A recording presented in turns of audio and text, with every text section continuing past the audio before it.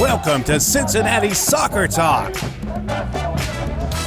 podcast covering all things soccer in the Queen City. So get in touch, soccer fans. Email us at feedback@cincinnati-soccertalk.com. Now, here's your host, Nick Suberly. Ladies and gentlemen, it's my great pleasure to announce that Cincinnati, Ohio is officially granted the newest expansion club in Major League Soccer. Welcome, FC Cincinnati.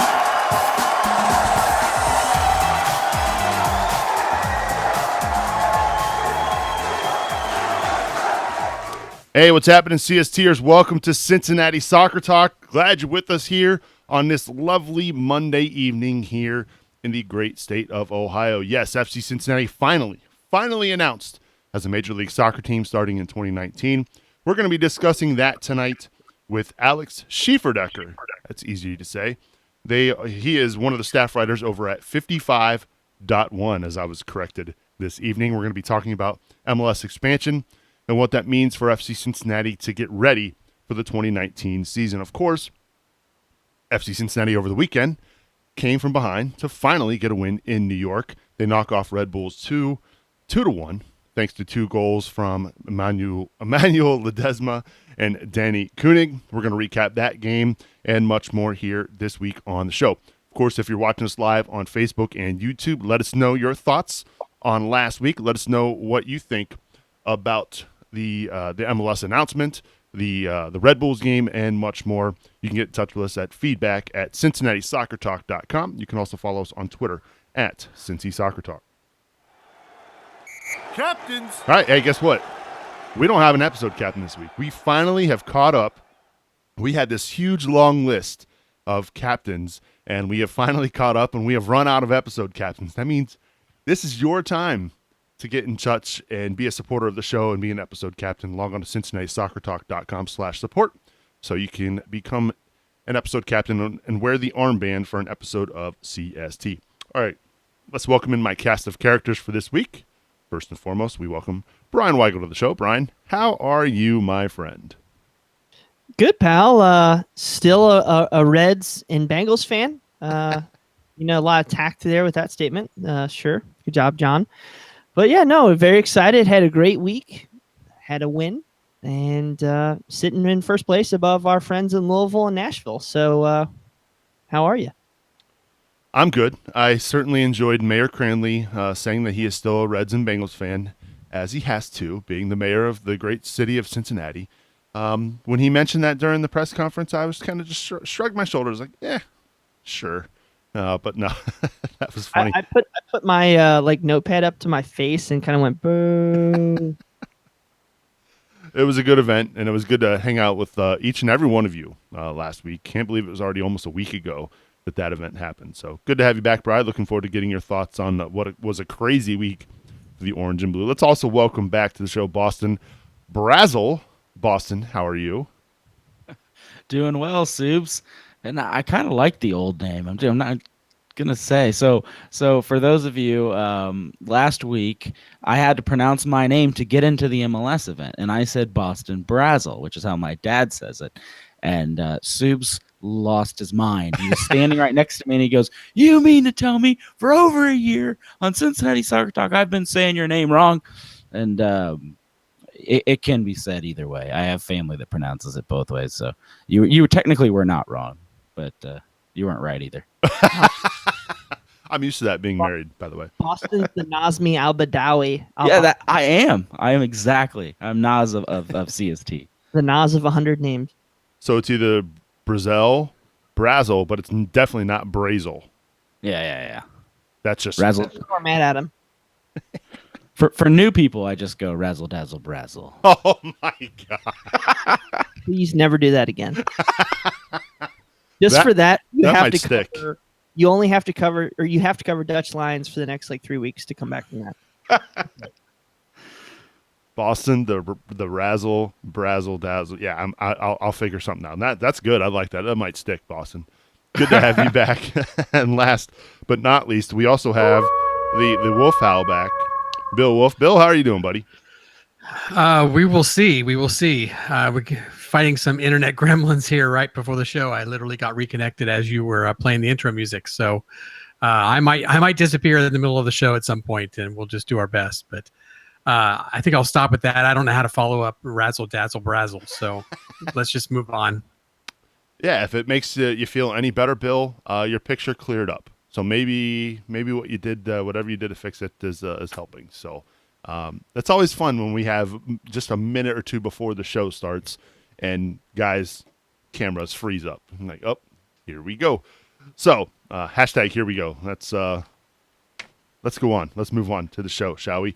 Let's talk about how do we want to start? Because I think the game is important, guys. The fact that they came back on the road, they got a win in New York for the first time.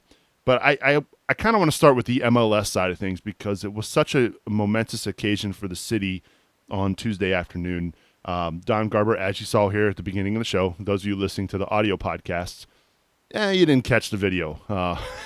Don Garber announcing Cincinnati as the 26th team to join Major League Soccer. They will join technically as the 24th on the field, but they are the 26th team in Major League Soccer. They're going to start play in the 2019 season. A very, very fast timeline, Bri. But let's talk about the day as a whole. What did you make of the event? What did you take away from it, and what were some of your highlights? Well, first off, Dan Kortmach is going to come down here and revoke CST's MLS credentials if you keep saying the MLS. So I'm joking. Love always there. I didn't even know I did it. We get to now toot that horn, so that's going to be a fun one. It's like so the FC has joined the MLS. Is that what you're saying? Yeah. It's going to be like our FC. Yeah, exactly, Bill. I love you. See, me and Bill are on the same wavelength here. Great day. Almost didn't get in, which has been the story of a lot of people, but luckily cooler heads prevailed, and I was standing next to some really influential people that got me through the door. So I was very happy about that. Yeah, it was surreal. I said it to the guys at Soccer Today this past week about what my day was like. It's just, you couldn't really, as a Cincinnati sports fan, we've been disappointed so many times. And until, what that video had on there with Don Garber saying, Cincinnati, welcome to MLS, or you're the next MLS club. It's just amazing. All of our hard work, all of the games, all of our, these shows trying to get people involved, it's worth it. And when it hits that moment now, every club doesn't have to have, their MLS moment, but it's just really awesome to see ours come through and our, I guess, our glory. So it's going to be an exciting couple of years. We're going to dive down into that here a little bit with Alex Schieferdecker. But yeah, just an amazing day. Boston, I know you were there. You were one of the fortunate ones to get into Rheingeist. When you walked into that room, describe your emotions. Boy, I walked in and I was impressed with the layout. It's pretty sweet digs for throwing that thing together for a short time frame. But I tell you what, immediately you see the MLS logo next to FC Cincinnati. Words, very important just to make sure everybody knows. Only words, no old branding was present. But still, it's something that we've been pushing for. For the last 3 years, we've had to do everything to prove our community was perfect. We may not be the sexy TV market. We may not be the young hip city Nashville is. So we had to do fan support. We had to show our Fortune 500 companies can show up. We had to sign the second biggest jersey sponsor in Major League Soccer. We had to continue just a 20% sales and tickets year 2 to year 1, and then another, I think we're 15% above last year. We had to increase our season ticket holders from 6,000 to 17,500. We had to push ourselves into the conversation. No one was picking Cincinnati on its own, like Nashville. So credit to the fans, credit to everyone who did, without Carl Linder is a big name, but it's nothing without everything everyone's done. To be fair, Nashville got in because of promises from their mayor to influential people. So, well, we saw how that went. Oh, come on. I was hoping I'd get a better rise out of you guys on that one. Oh, I just now got it. I mean, she's no longer in office, so we saw how that went. Bill, you were there. No drums, obviously. I'm sure did you even know what to do with your arms? Because usually at an FC Cincinnati event, usually you're doing something with them. Yeah, I have to say I'm used to drumming and not singing, so my voice was not up to par for that day. I was definitely hoarse by the end of the day, but it was a good time. Kind of following up on Boston's comments a little bit. Walking in, seeing the layout, he was impressed. I was shocked, but that's because I was actually there the day before as well. I'd gone in to talk to MLS security and FCC front office discussing things like, can we bring drums? I mean, literally 24 hours before, that was not decided. So we were figuring a lot of things out. The MLS had to get involved. FCC had to be involved. The supporters groups had to be involved. We got everybody together, kind of planned out the whole thing, talked about how the day was going to go, what the program was going to be like, made decisions on things like drums. I came back the next day. They had laid it out completely different. I was like, what the heck? There was like way more media chairs. They'd moved the cameras forward. There wasn't a separation where people were supposed to march. It was very odd. I was like, okay, so we're kind of just going to wing it again. But overall, I guess, to be fair, I kind of expected that.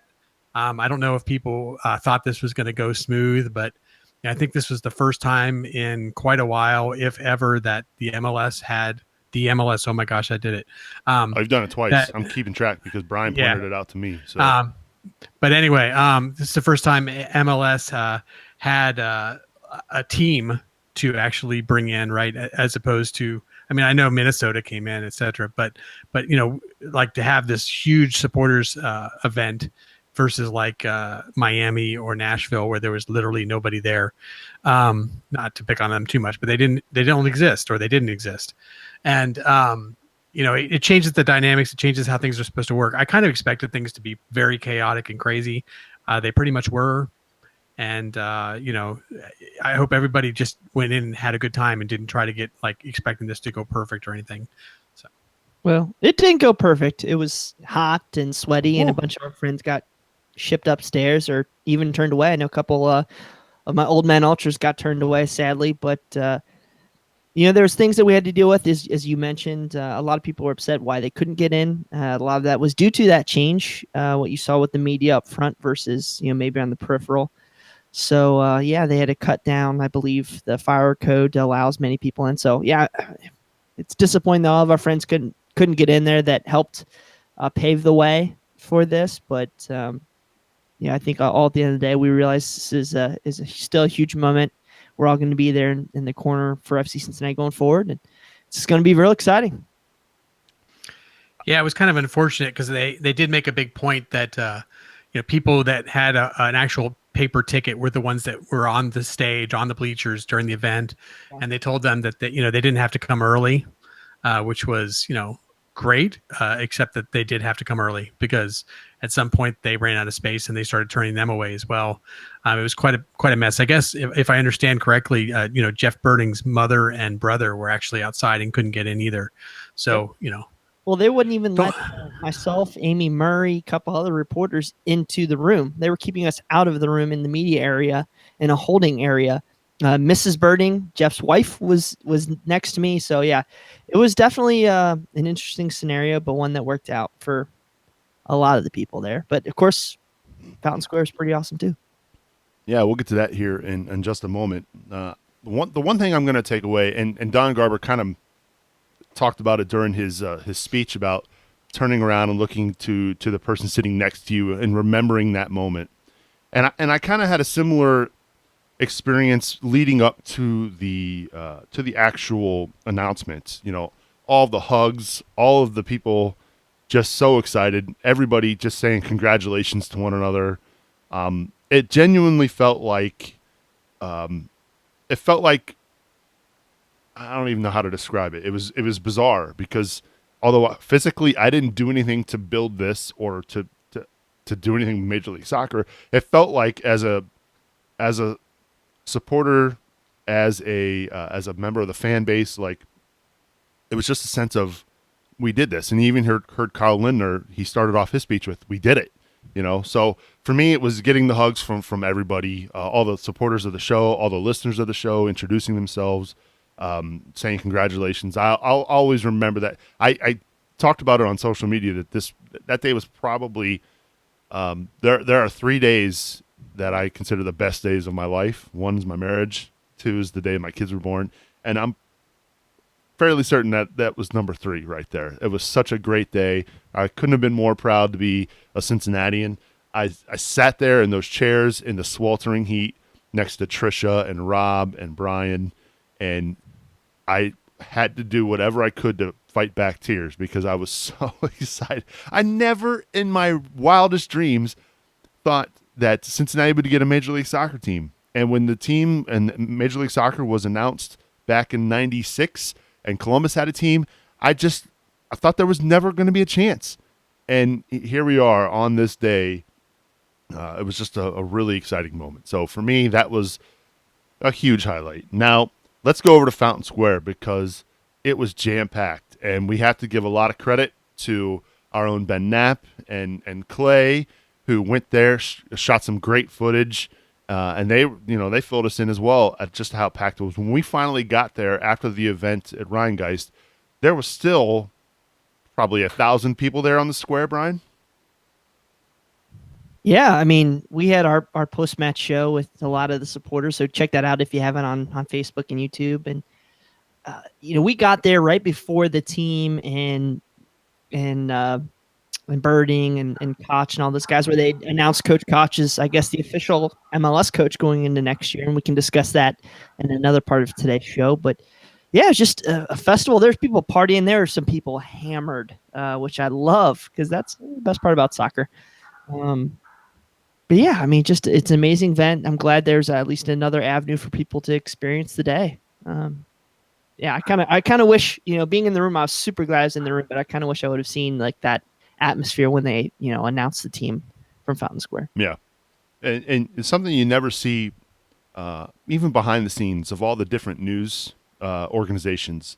Like I was watching Trisha Mackey from Fox 19 and Joe Daneman doing their live hit from Rheingeist. And like when they weren't on camera, like you could see Trisha and Tanya O'Rourke from Channel 9, like making eye contact and giving each other head nods. Like it's weird because you consider them like rivals, like it's almost like Anchorman, but they were pretty excited too. Like I think every news organization there just enjoyed the moment because they were soaking it all in too, Boston. Yeah, it was a blast, and how can you not love this city and not be happy in that moment? I mean, for a moment, I sat there and I thought about all the conversations we've had with each other at Cincinnati Soccer Talk for the last 7 months or so, chasing down every rumor that anyone would send us. And there were times we legit thought this was dead, and there were times we thought it was a home run. When Nashville got announced, we were pretty disheartened, and just all the ups and downs of doing what we do and reporting and man, I mean, we would chase the smallest things people would send us, and we thank everyone for doing that because, at the end of the day, it helped. We ended up finding, some scoops in there, and so we appreciate everyone riding this roller coaster with us. But I know it was the same thing on Twitter and on Reddit, and everyone's up and down, and just to finally see it be done, and it's a win. It's a win for the city. It's a win for all of us. It's an exciting time to be a fan of FC Cincinnati. It's an exciting time because now the one hurdle has been cleared.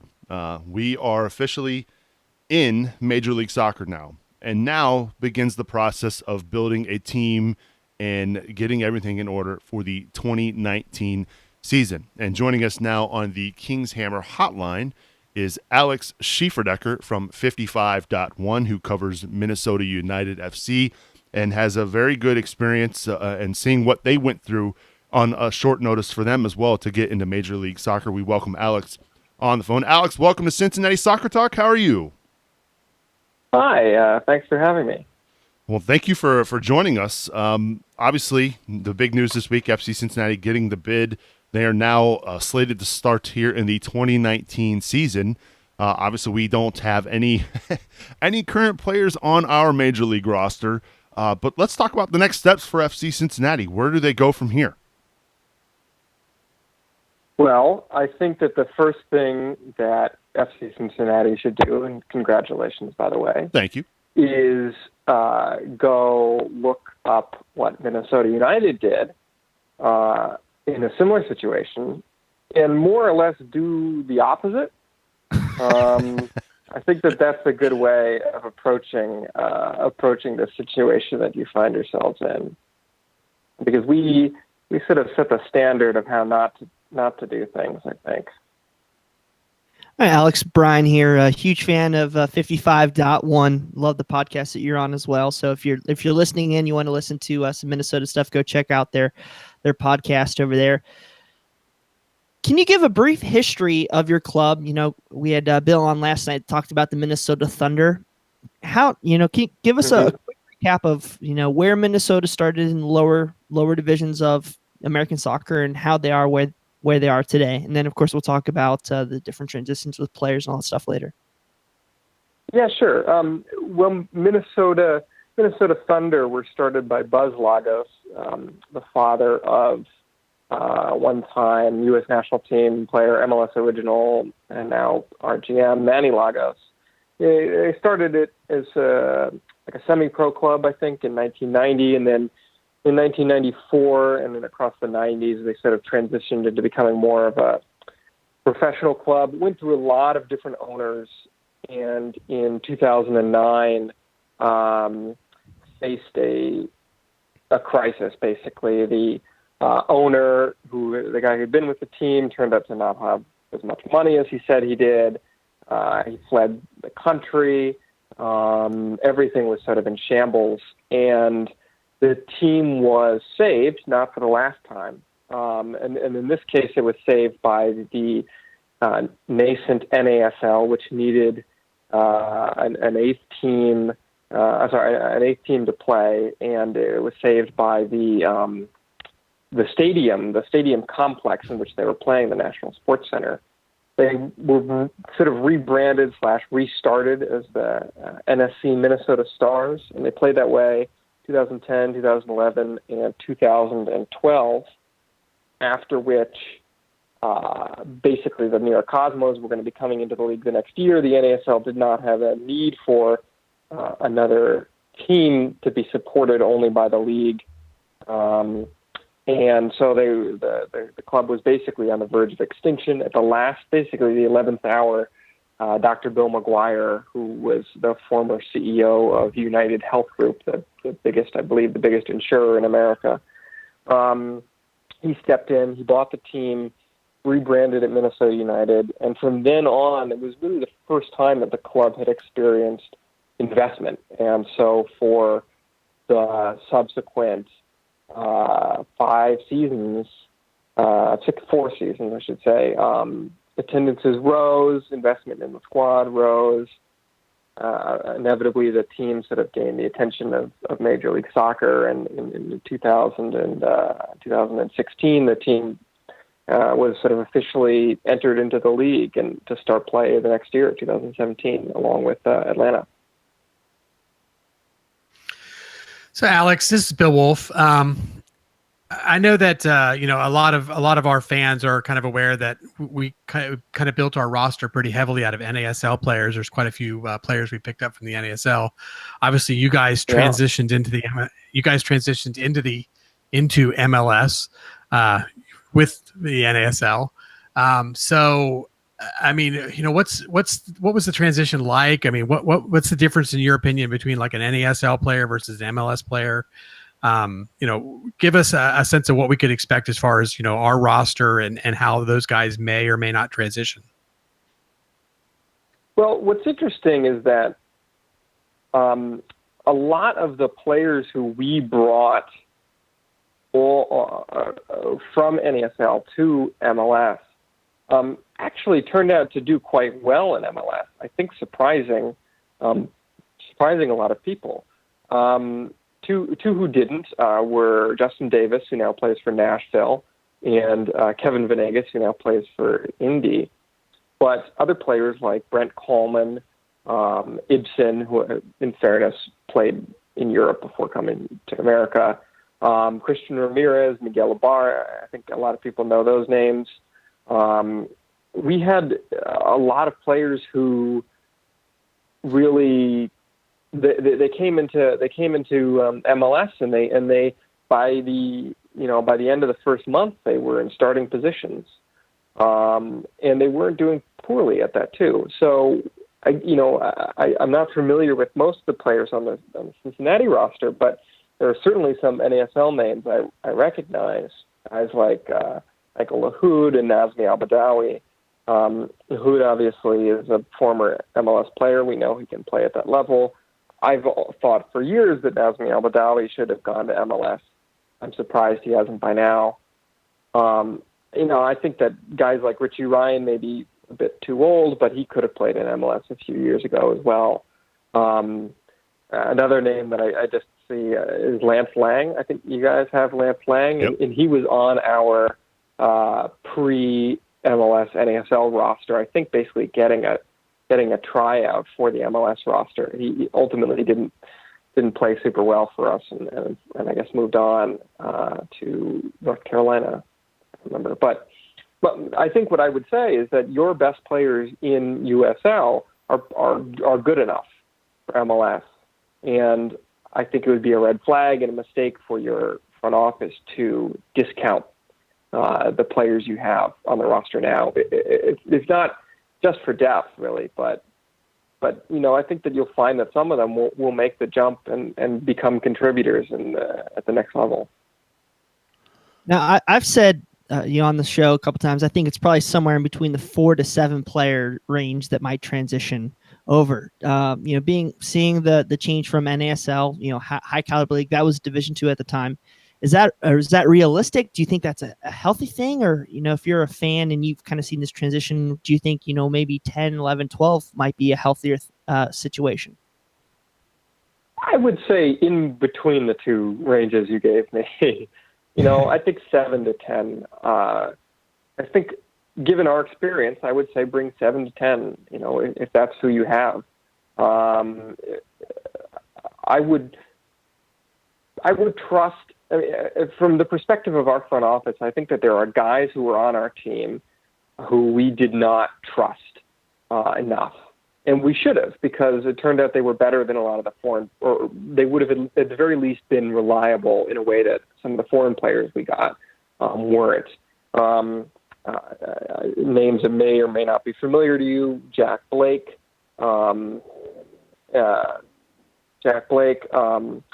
J.C. Banks, two guys who I think are currently still with Jacksonville, but they're guys who I wanted to bring along at the time. We ultimately didn't. I think that there may have been some goalkeepers that we had who we could have brought. It turned out, I think, that the guys that we had were solid, and we ended up gambling on some sort of fringe, players from Europe, players who had been recommended to us, and they were paid way more than the NASL guys would have been paid, and they provided nothing more than the NASL guys would have provided, and probably in the case of some of the players, quite a bit less. Alrighty, we're going to be following a very similar path to you. We're going to be playing at Nippert Stadium 2019, 2020, possibly even for a little bit of the 2021 season, depending on stadium timelines. You guys have been playing at the University of Minnesota TCF Bank Stadium, correct? What are some of the issues with that, and has it worked? Just what do we have to look forward to there? Well, full disclosure, I live in Philadelphia, so I have not seen too many games at TCF Bank Stadium. I have seen a few, though. I would say it is an uncomfortable fit, but it's been made to work. It's not a stadium intended for soccer. The sight lines aren't great. The rake of the stands isn't very steep. It's just way over capacity. What is appropriate for the fifth most popular professional team in the Twin Cities, maybe even sixth. at the same time, I have been really impressed with the growth that's happened with Minnesota's fan base in just a year and a half.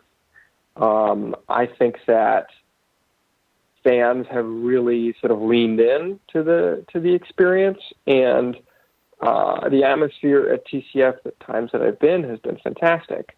And I think that in some ways, and we'll see if this gets borne out, but my theory is that people will be so used to having to make themselves heard, wide open, open air stadium, that they're going to go into a stadium with a roof designed to keep the sound in, much smaller, much closer to the field, much more intimate, and everyone is going to be prepared to just blow the lid off the thing.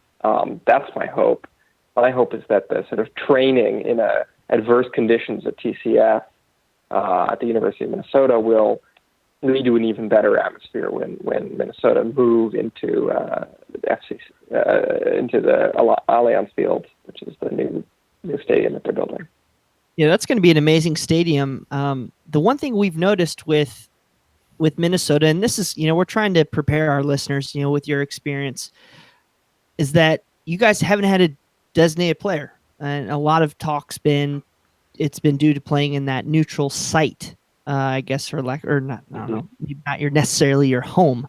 So, has that been a big deal? Has the club not been able to take, advantage financially just due to playing in that situation? Is that something that we're probably going to have to deal with for a couple of years? Well, we do have a DP now, Darwin Quintero. He's the first one, and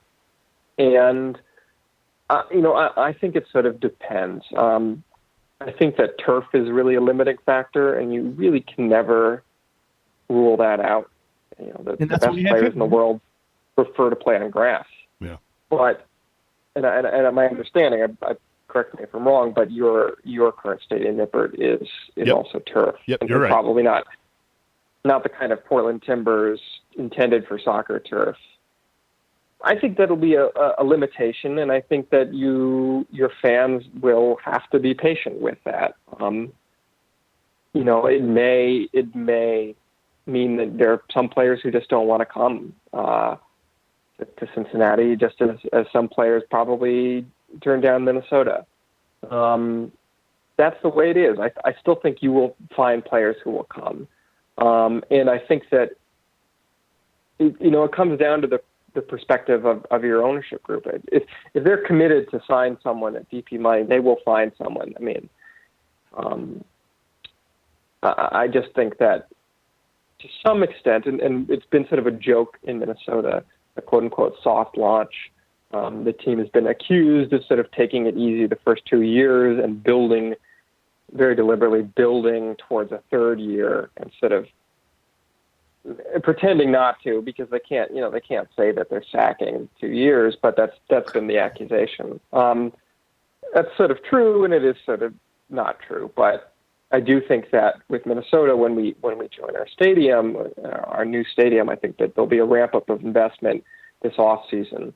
I would not be shocked if your ownership follows a similar course. It does kind of make an intuitive bit of sense, even though it is frustrating, when you're watching your team get pasted by Sporting Kansas City or something. We're hanging out with Alex Schieferdecker from 55.1, and so MLS obviously came calling for FC Cincinnati last week. MLS came calling for FC Cincinnati actually a few weeks before that with the U.S. Open Cup draw, as Minnesota United now heading to the Queen City to take on FC Cincinnati this week. Let's talk about that match a little bit, Alex. First of all, what happened on that snafu? I mean, we had every bus lined up, ready to go up to Minnesota, and it just didn't work out that way. I don't know exactly. I think it seemed like Minnesota United just had not applied to host the game. I'm sure this is something that happens when you're renting a stadium is from someone else, is that you don't always get the dates that you want to get. Yeah. And I guess my understanding is that whatever is happening at TCF, this Wednesday, something is precluding Minnesota from hosting, and so it's our loss, but it's your gain. Sure. You'll miss a road trip to the beautiful Twin Cities, but I think that your chances certainly improve by hosting. Everyone saw your incredible open run last year with our former goalkeeper Mitch Hildebrand. I think that the odds look good for you to do it again, because frankly, Minnesota is not deep, and I think has been struggling lately. And it's always tough when you're a lower division team. We certainly know, but Minnesota does not have a record of success in the Open Cup. I think I would give you guys even odds at least. So, what's up for you? So that leads a little bit into my next question, Alex. I mean, what should we expect out of Minnesota? I mean, you say they haven't had great luck in the Open Cup. You say that they're not very deep, but I mean, should we expect to see a lot of starters? Would your DP be on the field? I mean, obviously you guys just played a game against Kansas City, but at the same time, you got kind of a 2.5 week break after the Open Cup, so you got a lot of time to rest people. So, do you have any expectations or any guesses on how your team's going to lay out things?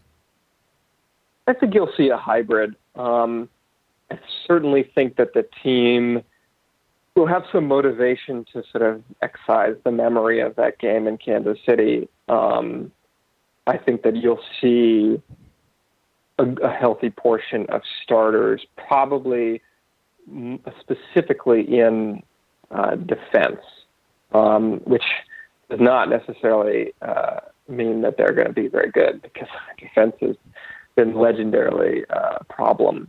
I think that you're going to see some of the guys like Ibsen, who is one of our central midfielders. I definitely don't see him starting. I think he'll get a rest. I think Darwin Quintero will probably get a rest, but I also think he'll travel, because if there's something to play for late in the game and we need a spark, I wouldn't be surprised to see him take 30 minutes, take 20 minutes. Up in the attack, it's hard to judge. We need to get up. There are definitely some guys who we need to get playing time. I think at the same time, there are some guys who have been playing, who we need to get back in a sort of good habits and back in a good run of form. My guess is that our back four and goal will remain basically the same. I think that there'll be at least one change in the midfield. I expect Colin Martin to come on for Ibsen. We may change a formation and play a 4-3-3 because one of our center mids got a red card, and so I don't know, might as well play him. And I think in the attack, it's kind of open. I can't really predict what will happen there. Alex, before we get out of here, I've listened to your show. I've heard your thoughts on Adrian Heath and, the whole transition that happened with Manny Lagos. I think he was the head coach, potentially the NASL club, and a bunch of things shook out to get He was Heath. He was head coach in 2015. We had his assistant step up and sort of auditioned to be head coach in 2016, and everyone's disappointment, we did not do so well in 2016, and so he was passed over for the job, and Adrian Heath was hired. Just to clarify the process there. Sure. So my question to you is: we named Alan Koch head coach of the upcoming MLS season, continuing the club culture. Do you think that's a wise move, and do you wish things would have played out a little differently in Minnesota? Well, I don't know anything about him as a coach, so you tell me if he's a good coach or not. I personally, everyone loved our assistant coach Carl Craig, who took over in 2016. I think everyone was rooting for the team to do well under him and continue that tradition. And he did have a 2-year contract going into the first MLS year. Ultimately, I think the club just paid him to do nothing, basically. I've been vocal about my frustrations with Adrian Heath. I've also been vocal in the fact that I think I'm not in favor of firing him mid-season. I don't want to follow the Orlando model. I think that you need to give coaches time, and I think that in the American league system where we don't have this impending threat of relegation, I think that there's really no excuse to not let plans develop. So that being said, I mean, if the season ended tomorrow, I think that Adrian Heath has not earned a third year with Minnesota. I think for you guys, I mean, again, you know about your coach. I don't. I think that when you're in the lower division and you move up, I think that one of the most precious things you have is history. And FC Cincinnati is a young team, but you still have a lot of history, and you still have memories like that. That U.S. Open Cup run. You have memories of your attendances and sellouts, and the first time that you realize, wow, this is becoming a thing. And I think that bedrock and that history, that the way the sort of club embedded itself in the culture while it was in the lower division, I think that stuff is really valuable, and I wouldn't throw it out without a good reason to do so. And I'm not accusing Minnesota of doing that. I mean, I understand the decisions they've made, and I think that they have really embraced and championed a lot of the traditions and cultures that were built up over 20 years in the lower divisions. I think that for you guys, whether that means a coach, whether that means a technical director, whether that means certain players are with the club for a long time, or whether it means it's just the fan support and fan traditions that stay the same. But I admire Cincinnati for sticking with the coach they have now and trusting him. I hope it works out. I hope he comes up with you guys. Well, I know, as I mentioned earlier, Alex, I was disappointed that we couldn't fire up the buses to go to Minnesota for this Open Cup game. But, hey, the good news is we're going to have a few trips to Minnesota over the next few years now that we're going to be joining the same league. So we appreciate you spending some time with us. Go check out Alex over at 55.1. They do a great job covering Minnesota soccer. Alex Schieferdecker, thank you so much for being with us here on Cincinnati Soccer Talk. Thanks for having me. It's Alex joining us on the King's Hammer hotline. Appreciate him being with us here this evening to talk a little MLS expansion and, of course, to briefly look ahead to Wednesday night's game against Minnesota United. Of course, you can check out Brian's March to Match Day where he covered that match, so make sure you go get subscribed to Cincinnati Soccer Talk wherever you can find your podcast. All right, it's that time of the show where we give a shout-out and thanks to our supporters, and it's the first week of the month, which means you get to sit back and listen as we announce every single supporter of Cincinnati Soccer Talk. So here it goes.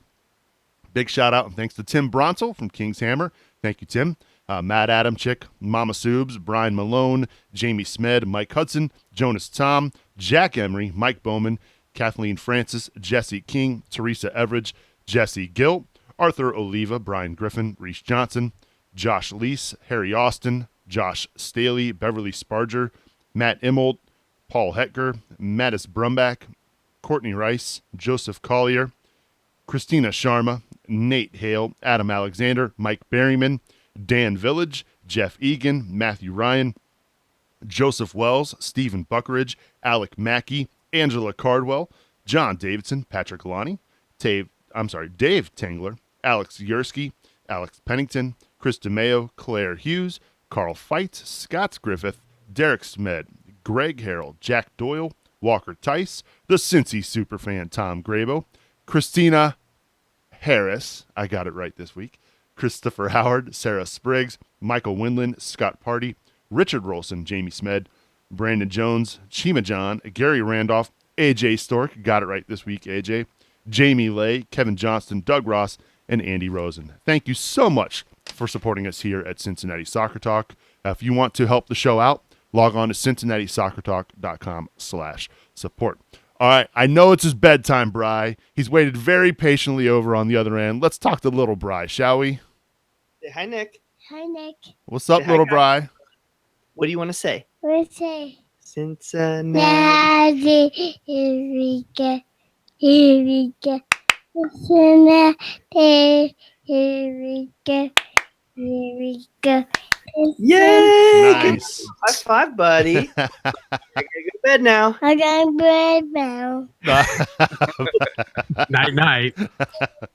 Oh, that's little Bry. Singing and proud. I like it. Starting him early. He's got it down pretty good. He's got it down real good, Bry. Yeah, he's a trooper. He's not going to bed, so we'll see how this works tonight, right? No, he loves Cincinnati. He loves FC Cincinnati. The problem is right now, and it's a good problem, I guess, is he has a Nike shirt. He's still here. He has a Nike FC Cincinnati T-shirt. We need to get him a new Adidas one. So Clearance, buddy. Clearance. It's going to happen. So to speak to that point, yes, Clarence, good point. To speak to that point, guys, after talking to Alex, and I have a bet with a buddy of mine who lives in Minnesota. He thinks that Minnesota is going to walk all over FC Cincinnati on Wednesday night. Really? So he was like, "Hey, I'll bet you I'll buy you a scarf for $30 worth of FC Cincinnati gear if FC Cincinnati wins. If Minnesota United wins, you buy me that.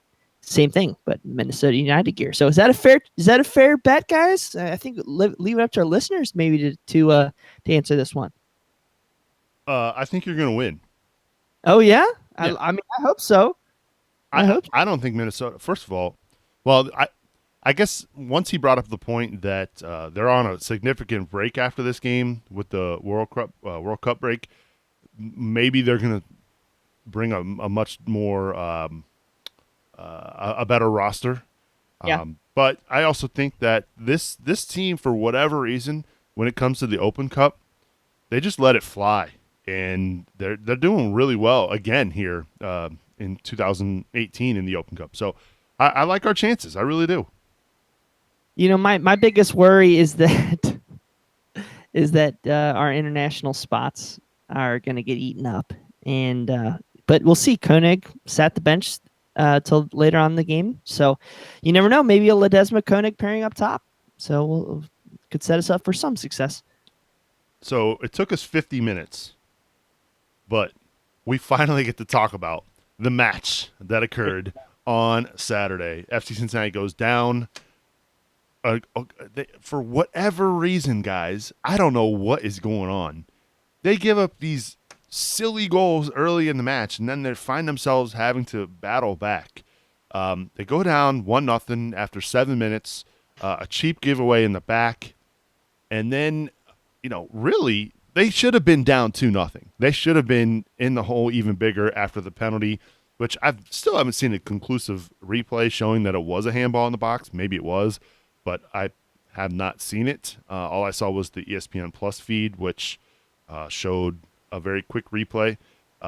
Fortunately for FC Cincinnati, White for the Red Bulls skies it over the crossbar, and during the goal kick immediately after that missed PK, Alan Koch makes his change. Jimmy McLaughlin comes on. I'm sorry, McLaughlin. I've got to get that right too. It's like Brazel and Brazel and Brazil. Razzle dazzle brazzle.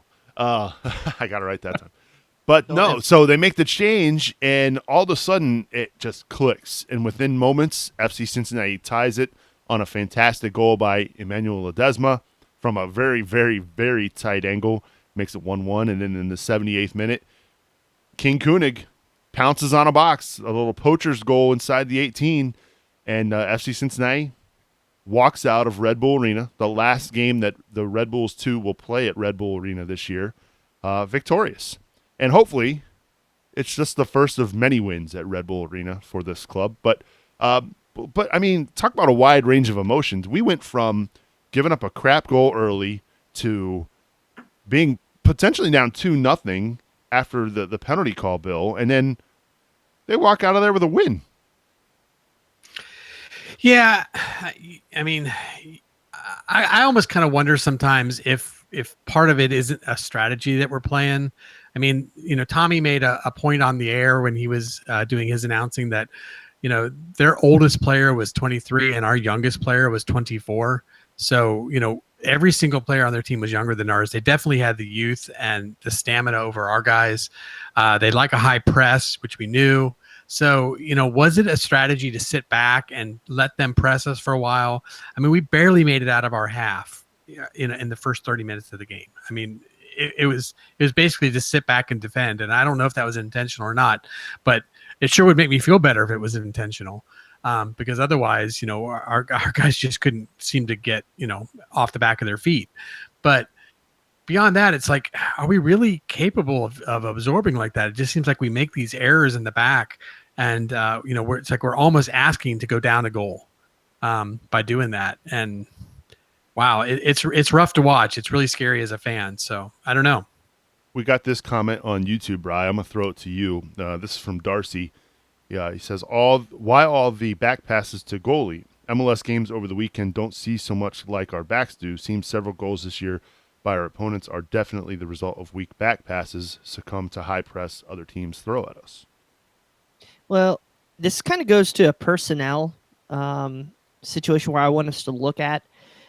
It's not players are bad.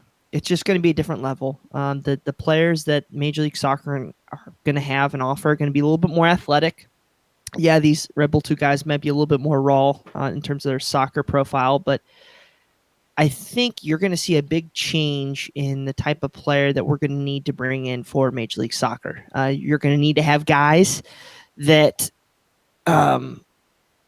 that's casual. You're going to have guys that can handle ball in tight spaces, that are physical, that can deal with passing the ball out of pressure. And I think we get into those ruts right now where we just can't handle that. We don't maybe not have the right guys in those roles yet. You see kind of a good, like, I love seeing Patty Barrett do that stuff. That's a good sign. As a player that might be able to move forward in Major League Soccer. So we need to look at these guys, see how they're going to be able to maybe handle these traits kind of later on in the year. If not, I mean, if I'm Minnesota United this week, they're traditionally known in a 4-2-3-1, sit back a little bit and counter. Man, I'm pressing the hell out of FC Cincinnati, forcing turnovers. And I mean, I think that's just kind of the blueprint. Look at what Louisville did. Look what New York Rebels did successfully over 30 minutes. Yeah. And I think that's a weakness. Yeah, I'm confused as well. I mean, it seems like so many of our goals are coming from the top of the 18, and these teams press us. They get the backs kind of falling back on their heels, and then they come up to the top of the 18 with one or two guys, and then our it's like when that goal actually was scored, it's like, where was the pressure? I mean, there was nobody on those guys, and I mean, Ryan ran from midfield all the way to goal and basically covered goal. Barrett was covering goal, so we had two guys in the box. Newton came out obviously at that point, but there's nobody at the top of the 18 anymore. So it seems like somewhere along the way we need to figure out a way that we can't just leave these guys standing at the top of the 18 and let them take shots. Yeah, and our analysis of that game, I was talking with you guys. We were all kind of watching it together, and that first 20 minutes or so, we watched ourselves get eaten alive, and we almost, I think it was Ken or somebody said, I don't know if I have much hope for this game after we went down one. But credit to the guys. We've talked about some of their struggles, but let's talk about where their strengths are, and that came after that missed penalty kick. Koch did a great job. I criticized him during the Louisville game for not matching O'Connor subs and not playing him soon enough, because we have a deep bench, and man, it seems like we can jumpstart this team when we play them. I loved the bringing on two subs at once. Jumpstarting this team is exactly what it did. Jimmy is quick, and he took, if you watch it, he took defenders with him all the way to the other side of the field, freed up the field, and it was the right move at the right time. And it kind of hurt New York's press. It hurt everything they were doing to spread out like that when they're trying to keep us more confined. And then Koenig, just being the scrappy player he is, also, it was too much for Red Bulls to handle. They couldn't handle, that many talented forwards and midfielders on the field at one time. part of that is those guys press their defenders, cause turnovers, get the ball into dangerous situations. It allows our defense to expand, allows our midfielders to get in their correct spacing. When we just collapse, our guys kind of get out of shape, especially when we have our defense by committee, basically our midfielders just running all over, God's green earth, trying to recover the ball and get the ball back into the opponent's half. So, yeah, I think there's some good points there. I don't think Emery Welshman played bad. Of course, Koenig was just in the right position. But man, how different could this game have been if that PK was made versus missed? So I think it's a little bit of luck, a bit of our guys knowing how to handle and just kind of keeping up, learning how New York Red Bulls plays, and then taking advantage later on in the match. Yeah, and I don't know if FC Cincinnati of last year comes back in this match. This is a completely different animal here in 2018, and they continue to do well on the road. This is really unprecedented road form, probably the best road stretch this team has had in club history. Yeah, that's fair to say. Should we play every game on the road? I mean, better record. Well, technically, we basically do with Nippert Stadium, not our official home. Theoretically. See what I did that? But no, look, they walk out of Red Bull Arena for the first time with a win. They walk out of New York for the first time with a win here. And again, it looked like it was not going to happen with that penalty call. You figured New York's going to go up 2-0 with the way things were going. It didn't look like anything was going to go right for FC Cincinnati, but hey, a little luck. They walk out of New York, I should say New Jersey, with 3 points. So kudos to Alan Koch, kudos to the players for getting it done there against the Baby Bulls. Of course, we want to hear from you. What were your thoughts on the match? Get in touch with us on Twitter at Cincy Soccer Talk. You can also email us feedback at CincinnatiSoccerTalk.com. So we've covered that. Obviously, Brian covered the Open Cup game coming up against Minnesota United with March to Match Day. We kind of glossed over this a little bit. But what can we expect now for FC Cincinnati as far as the Major League Soccer side goes, Bri? We know the summer transfer window is coming up here in July. Obviously, maybe FC Cincinnati entertains signing a DP and then loaning him back to a club, since obviously they won't be playing until March. But let's talk about the timeline a little bit. Well, we know Luke Sassano, technical director for FC Cincinnati, is working hard.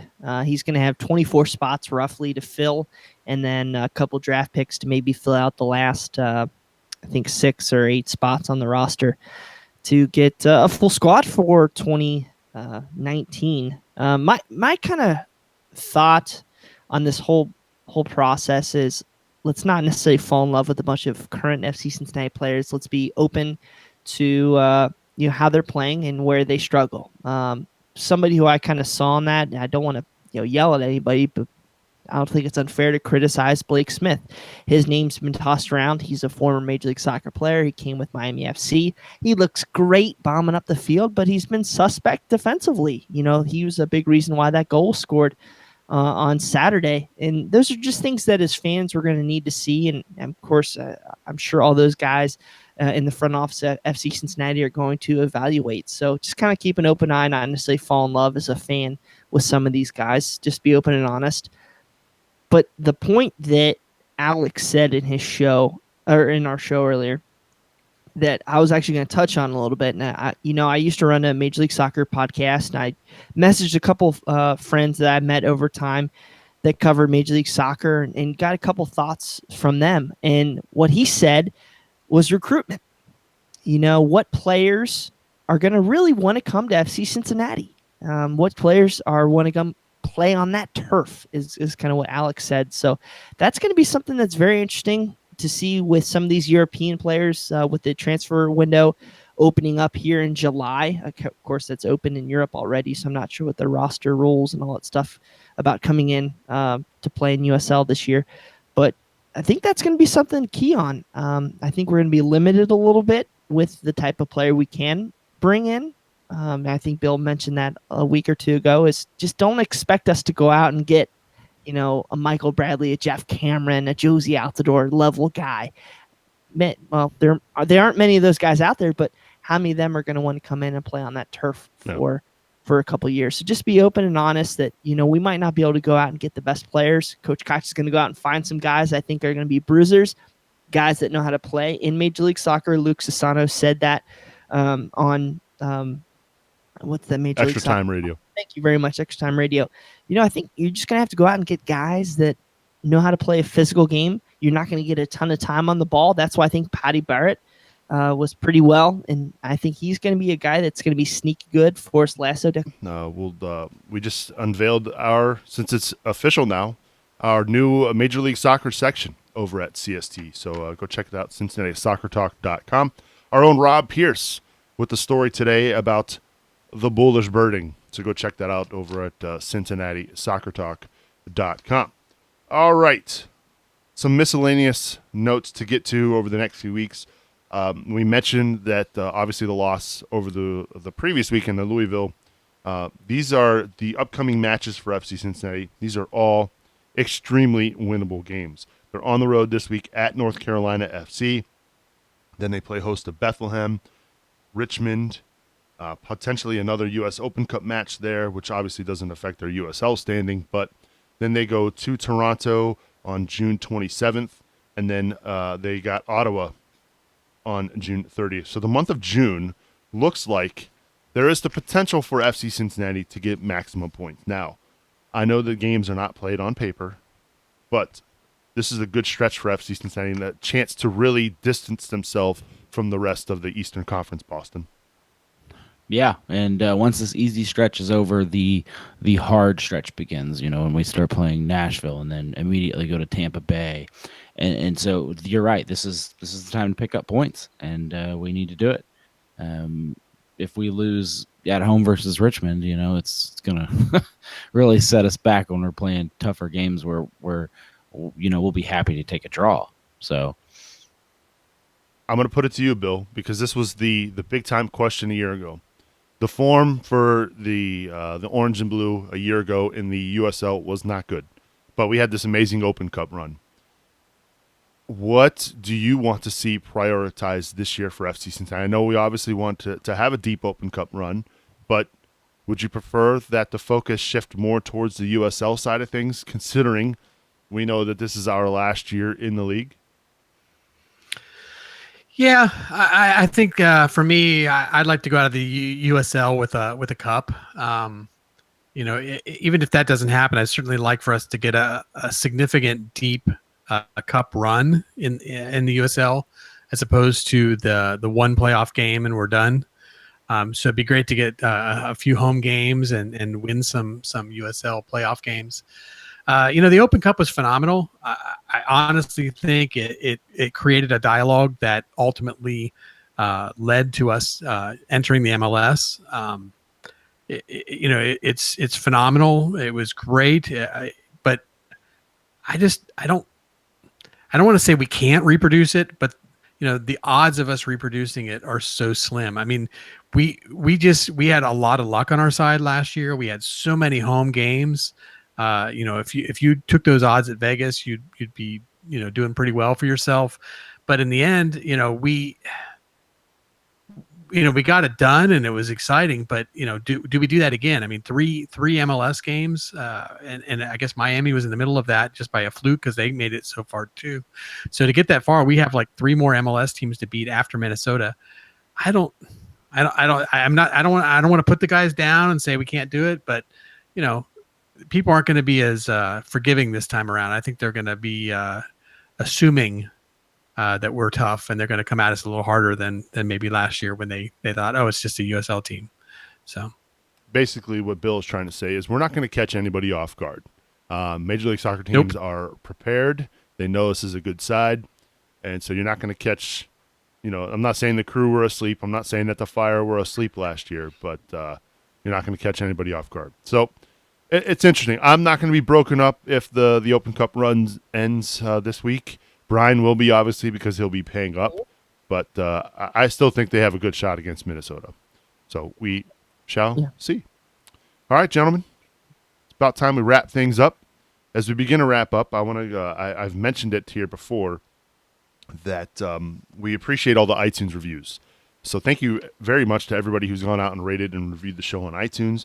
You can do that by going to CincinnatiSoccerTalk.com/iTunes. I said I was going to read some reviews, and gosh darn it, I've got them ready for this week. So first off, B. Wolfram 11, I believe that's Brandon. I'm just guessing. Love listening to the show every week. Thank you, Brandon, for the iTunes review. This is from Beth in the Natty. I started listening in the off-season as a way to stay informed with new signings and preseason training. I'm so grateful to have such a wonderful coverage of this team I love. Beth, thank you very much for the kind words. And last but not least, only because I wanted to say this person's iTunes handle. Yeah, I'm going to say it. No, I'm not going to say it because it's it's not appropriate. Let's just say it has to do with a female physique, and we'll just leave it there. No, I don't even want to spell it. Love the show. Every host / commentator has their own unique style. Highly recommend. Yeah, I can't even spell it, Bri. I can't do it. It's nothing but T's and I's strategically put together. Yeah. Well, wow. You knew exactly who it was, Boston. Was it you?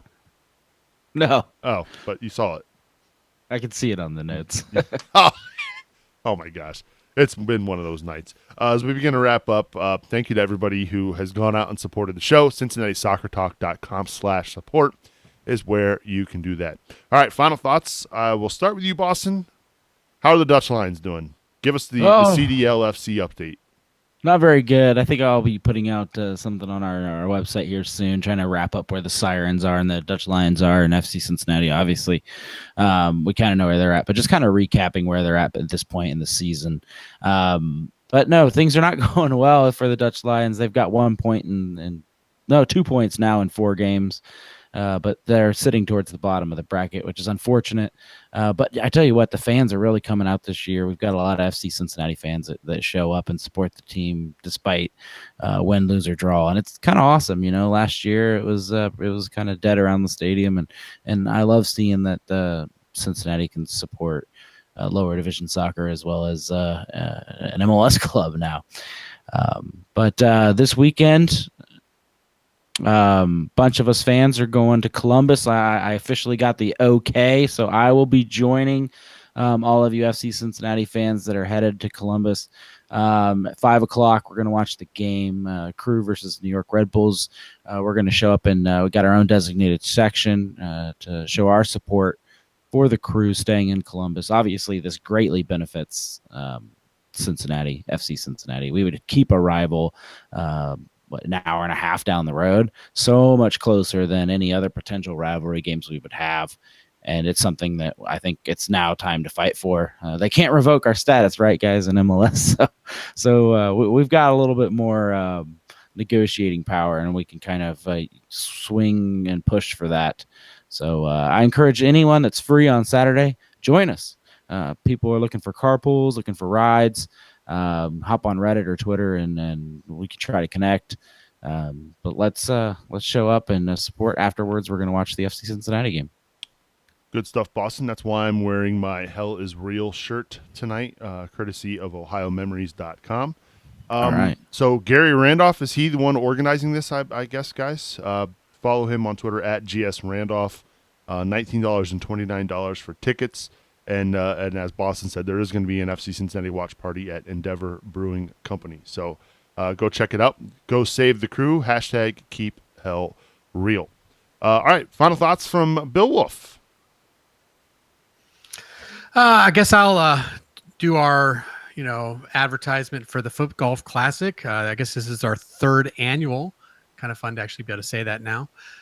So it's live now online. You can go out to CincinnatiSoccerTalk.com/footgolf, FOOTGOLF. It's going to be in August, so it's a little bit later than we've done in the past. So it'll be Saturday, August 25th, p.m. at the Woodland Golf Course. That's where we did it last year. And it's the same format, 4-person, 18-hole scramble. We'll have a dinner afterwards. It's $180. Gets you the foot golf for 4 people. 2 drinks at the course, a dinner banquet, some a gift. I don't know what that's going to be next year or this year, but they're always fun. Whole prizes, donations. Obviously, we'll be going to Sports Gains for Kids, which is our standard whatever you call it, charity that we've been working with for 3 years now. And I guess let's see, what do we have here? Last year we had a dinner and basket raffle afterward at the public house.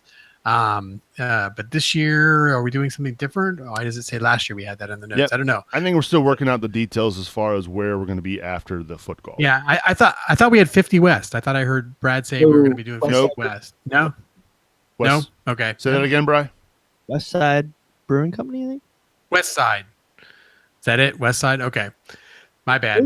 But anyway, I know that is a Tampa Bay away game, so we'll be watching the game afterwards. So come on out, kick the ball, play some foot golf, come get some food, watch an FCC game, hang out with all the orange and blue supporters. It's always a great time, lots of fun, and it's for a great cause. So Good stuff, Bill. As always, appreciate you being with us. He must not have been able to hear me. So I did. Oh, okay. I didn't know I had to respond to that. You're welcome. Yeah, I'm thank glad you, to be Bill. here. All right, Brian Weigel, your final thoughts as we wrap up episode 119. So riddle me this, Batman. How funny would it be if we beat Minnesota United on Wednesday, on Thursday find out we play the Crew in the next round, and then have to go sit with those guys this weekend? How funny would that be? I'd still be okay with it. I think I'd have to cancel. I don't know. I just like, okay, we're hating each other again. So good. No, I'm joking. Save the Crew. I think it'd be awesome to keep a rivalry close. I mean, we see how good it is with those losers down in Louisville. Joe Vila, yeah, you're a good writer, pal. Good job, buddy. So educated. Actually, no, Joe's a good guy. I'd listened to him before. Doesn't know what he's talking about, is what it is. I love how you write a 90-page essay. First off, I'm only going to roll down twice before I click off your story. Too long. Yeah, you don't care about Cincinnati enough, and yet you write the whole damn thing about Cincinnati. So shows what it is. It's kind of weird, we're in Major League Soccer now. This whole situation kind of feels like a girl you meet on vacation, and you kind of have fun. And she goes, "No, we just, we can't be boyfriend girlfriend yet. We just gotta wait for a little bit. You have to go back to your ugly girlfriend," which is the metaphor for the USL, and get to go hang out with them for another 6 months or whatever. So love you guys in USL, but no, not really. We're gonna be a better place in Major League Soccer. Respect the heck of what you guys done, but things are gonna be awesome for us with FC Cincinnati, but realize as well that it's not all gonna be roses. There's gonna be ups and downs. There's gonna be things that we're gonna hope, the story I've seen on Reddit, let's go get Bobby Wood. This would be awesome. I think it would be sweet, but let's be a little bit realistic about what we have looking forward for us. So yeah, fun stuff there. I think that it is Nick Suberling's birthday on Wednesday. I'm seeing. Yeah, coming up Mama Wednesday. Yep. Mama Subs, did she bake you a cake? No, she hates you. That's right, because you didn't put it in your house right away. You have brothers or sisters? I have a sister, yeah. So she's the preferred one. I'm not going to go there. Does she live in Cincinnati at least? No, she actually just moved from Louisville. She lives now out in Colorado, but she lived in Louisville, so yeah. Smart choice. There you go. She lives in Colorado. And hey, we passed the whole Mary Jane stuff today in Cincinnati, so that's cool too. So, but let's all sing happy birthday to our main man. Should we sing happy birthday? No? Oof. Yes? How about I just say happy birthday, Subs? Happy birthday, Subs. Thank you, gentlemen. How about if we just beat Minnesota and that could be your birthday present? I would love that to be my birthday present for FC Cincinnati to get a win against another Major League Soccer team. That would be awesome. So thank you to everybody on the socials for wishing me a happy birthday. That was very kind of you, and thank you to my mother for broadcasting that. So no, we didn't even know. I know You hid it from us. I know. You want to hear a funny birthday story? Yeah, So we had my mother's birthday. Mary, love you. Saint Mary. Mama Weigel. Yeah, she's a good lady. So we had a little party at our house on Sunday, and my sister's like, "Oh, I'm gonna make her some cool cupcakes for her birthday." So we're like, "Okay, that's awesome." My mom shows up. She baked her own cupcakes for her birthday. I'm like, "Oh, come on, mom!" But yeah, that was stupid. I don't know why I wasted everybody's time with that. It's like one of those things that's like better in your head. Like, oh, this is funny. Yeah, the sister made cupcakes, but the mom made her own cupcakes. It's like your kids love you. I think Brian's just stalling to try to keep the show going longer. Dude, I do not want to go in that room. I do not want to go in that room. I messed up so bad. I left the kid's car seat in my car, and my wife had to drive. Yeah, rough day. I just got yeah. Love you guys. Brian, you're the best. Appreciate you being on the show this week. Don't want it to end, brother. I know. So I'm going to extend it a little bit longer, actually. This is the first time we get to do CST during a World Cup. This is pretty cool. So a couple years ago, previously I used to host a Bengals show, and I predicted that Germany. I know. I predicted that Germany would win the World Cup on that very podcast. So I'm going to extend it to you, just real quickly. Give me a country who's going to win the World Cup. Bill Wolf. USA. Oh, that's a good one. All right. You're already out. I don't know. Argentina. All right. So Bill's going with Argentina. How about you, Boston? You know what? I might take the easy answer. No, I'm gonna go with Belgium. All right. That's a sexy pick. I like that. How about you, Bri? Harry Kane, England. No way. Shut your mouth. All right. You ready for this one? I'm gonna shock the world. I'm going with France. I like their team. They got a really good team. They finished runner-up in Euro. What was it? 2016? No, that couldn't have been right. Yeah. 2016. Euro 2016. Probably should have beat Portugal, but I'm going to go with France. They got good forwards. No one took the New England Patriots pick of Germany? Yeah. Or Chicago Fire. I'm just basing it. I just don't see Germany winning back-to-back. Oh, wow. Well done, Bill. Well done. back to back. By the way, so I'm glad that you mentioned that because we're standing in the mixed room at Rheingeist interviewing Don Garber. And I was standing behind, I don't know who it was. It was a reporter. I don't know which outlet they were from, but you could tell that they don't cover soccer. And she's asking Don Garber about USL and like, what does it mean now? Like, it was just like, why are you asking Don Garber USL questions? Dude, I was cracking up in that line. Half his answers are like, that sounds like a good question for Jeff. Like, didn't want to answer. Just ask Jeff. Oh, yeah, geez. I felt bad. And then obviously there was another gentleman there. You could tell he was from Detroit because he came down and was just badgering him with Detroit questions. And like I'm looking around at our Cincinnati guys, we're trying to get a word in because he's not going to be there all day. But finally he let us get some questions in. But yeah, it was just very odd. So anyway, I think it's time we get out of here. Thank you so much for the birthday wishes. Thank you so much for listening and downloading and subscribing and watching and everything. Thank you to everybody who stopped me to say hello, to introduce themselves, to let me know what they think about the show. It was pretty awesome. Tuesday was a pretty important day in my life, and you all played a major part in it. So thank you very much. All right. Our thanks to Alex Schieferdecker from 55.1 for joining us this week. For Bill Wolf, for Boston, Razzle Dazzle Brazzle, and Brian Weigel. I'm Subes, reminding you to watch your tackles, and we will see you all next week.